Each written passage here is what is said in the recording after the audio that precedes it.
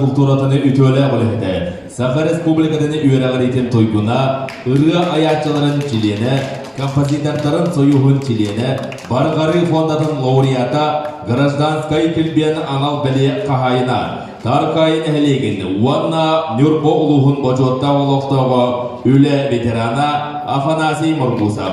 Yılar Vasiliyev Atılmanıgar, Afanasi Morgusav Muzikatıgar, Nürpamyena Ayisire.